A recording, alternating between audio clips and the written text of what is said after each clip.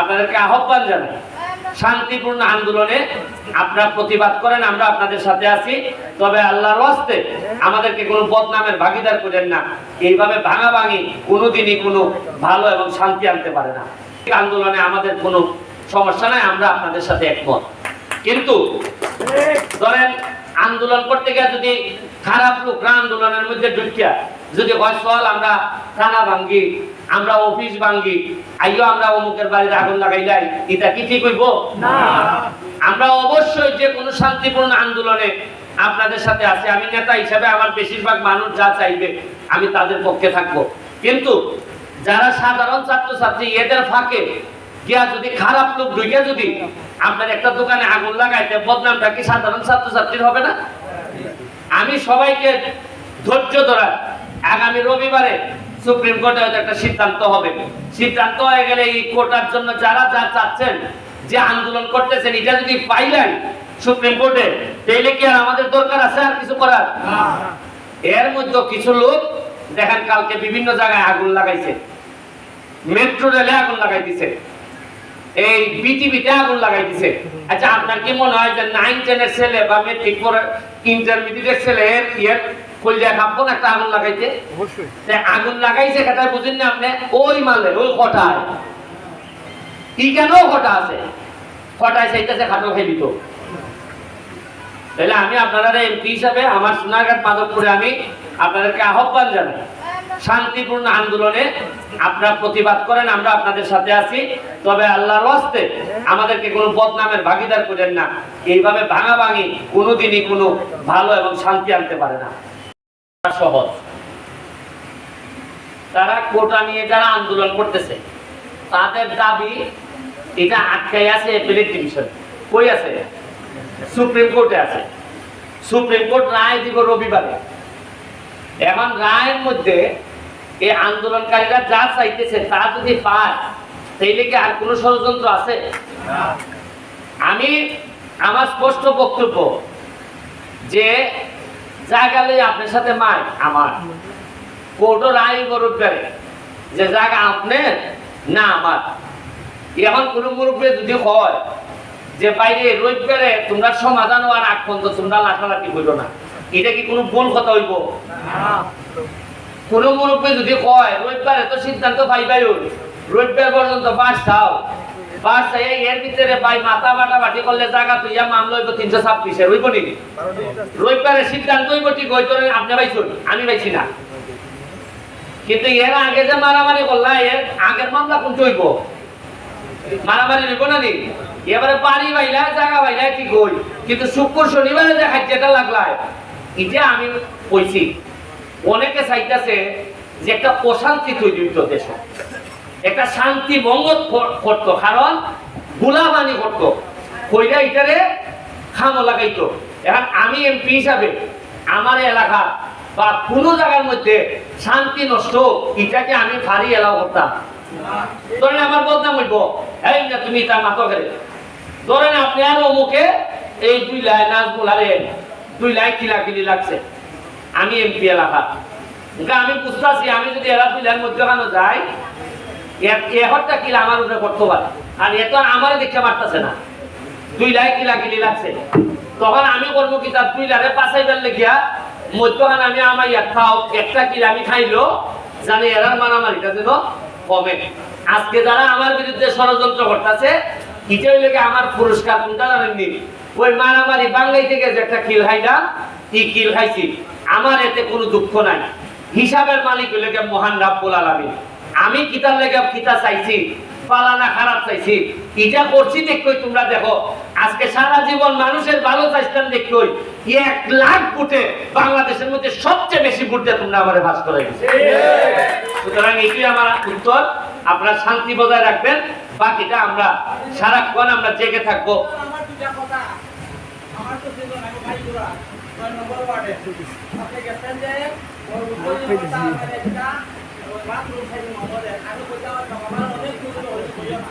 আমার একটা খবর আছে, আমার বাড়ি বলছে এপ্রিলের 23 তারিখ সংগঠন কিছু হয়েছে না, এই 580 পাত্রিকায় হাজার হাজার মেয়েদের সামনে দেখাইতে আমি আপনারা কইছি না, এটা কইছি না, আপনি মানে আমি সব কইছি যে পাঁচ রান্না তেল করা, আমি আপনাদের বেশি করছি না সামনে মানুষ কইয়া, তখন আমি সোনা ভিড়া আপনার মাথা থেকে তখন আইছি। আচ্ছা এখন প্রথম প্রশ্ন হইল গিয়া বাচ্চুদের তো আমি বাচ্চু লাগে কেন আমার তো লোকের অভাব নাই কইবার বা আপনারা তো আমি নিজেই যা কইতে পারলাম যে আমি আপনার 1 লাখ টাকা দিব আপনার ঘর করছে যাই হোক আপনার এই বাচ্চু এরা লাগতো না আপনি যেহেতু কইছেন আমরা বাড়ির আপনার বাড়ির ব্যাপারে টিনের ব্যাপারে পিআইওর অফিস থেকে আমরা ব্যবস্থা নিব আপনার টিন এবং যা যা লাগে সত্যি এটা তুমি ব্যবস্থা নিবাই নিব আর আপনাদের বাড়ি বানাইবার সময় আরো নগদ 30,000 টাকা দেওয়া হইব ঠিক আছে আর জানানি লাগতো না ওই যে নিজাম চৌধুরীর সাথে আপনি যোগাযোগ করবা কথা বলছেন নি আপাতত গোয়ার বললে মানুষের মাথা ঠিক থাকে না আপনি যে অত্যন্ত ঠিক আছে ওই জন্যই আমি চিন্তা করতেছি অসুবিধা নেই থ্যাংক ইউ ঠিক আছে আমি আজকের মতো বিদায় নিব ভাই কারেন্ট নিয়ে খুব সমস্যা ও কারেন্ট ভাই গেলাম না হইন ভাই কারেন্ট নাই আমি আমরা যে নমাজ পড়ি আমরা মুসলমান আমরা এই যে গতকালকেও কারেন্ট নাই আমরা সবাই জানি শুনেন আমি শুনেন আমরা লাইনে এখন আপনারা কারেন্টের ব্যাপারে বলি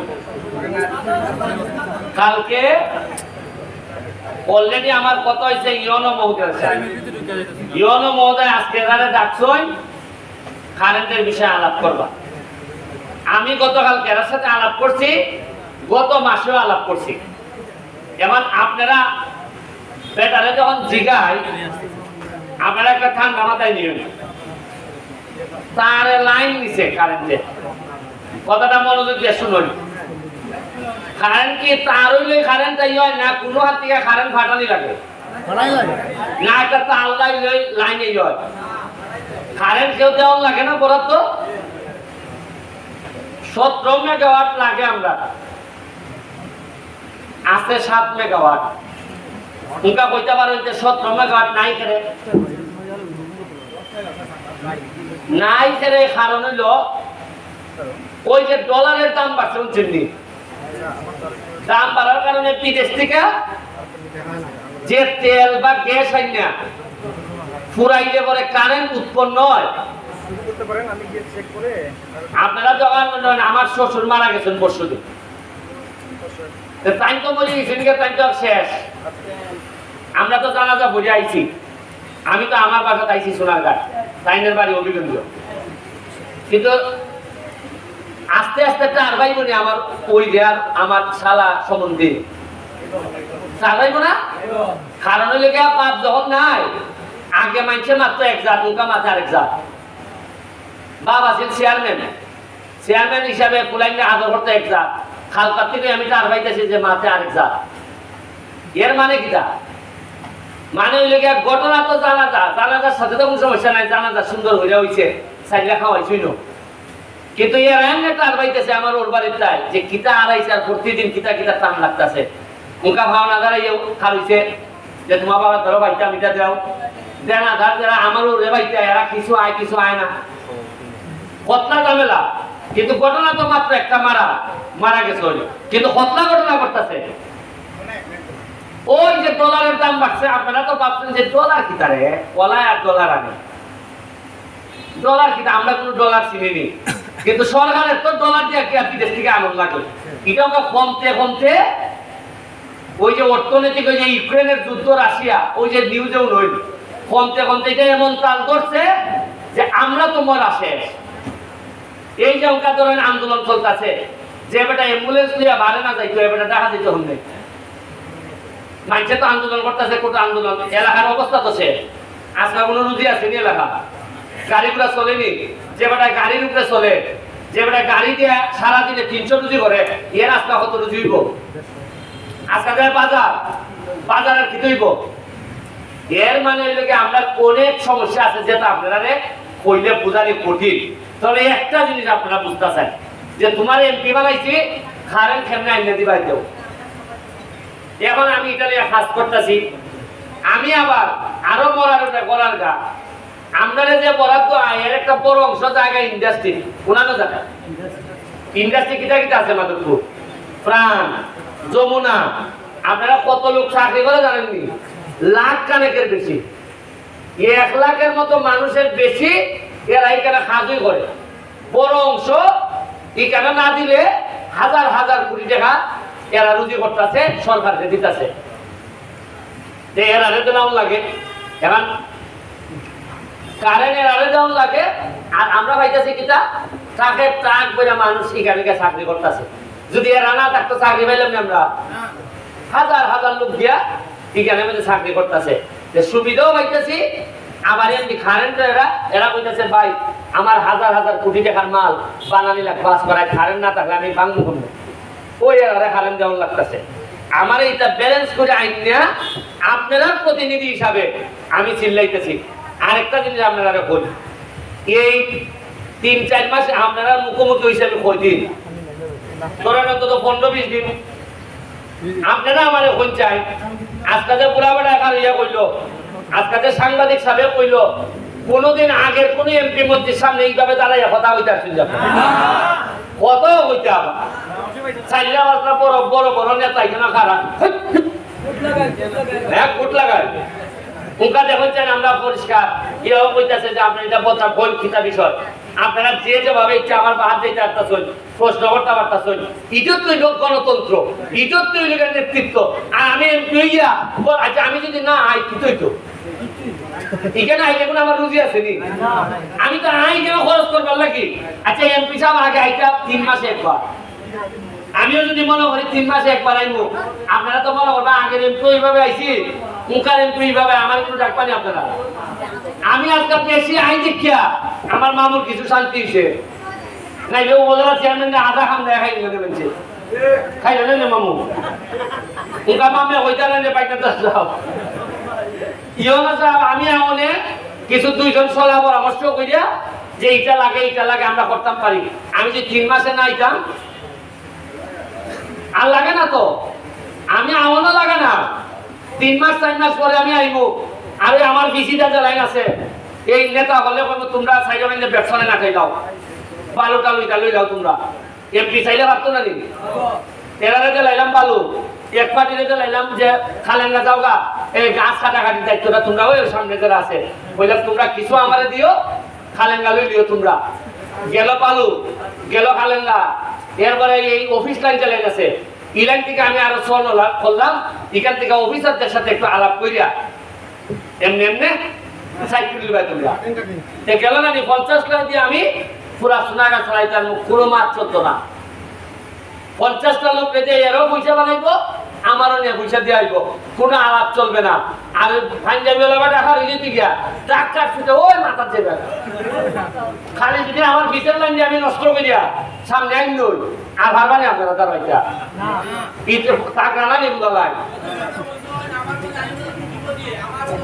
আচ্ছা এটা দেখুন বল যে ইটা লই আমরা আগাইতেছি।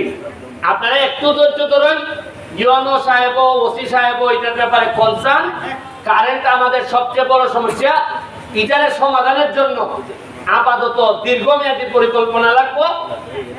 আগামী সংসদ শুরু হইলে আপনারা অন্য কারেন্টের বিষয়ে আমি কিতাব বলি। আপনারা এই কথাটা মাননীয় প্রধানমন্ত্রীর সামনে আমি কিভাবে বই।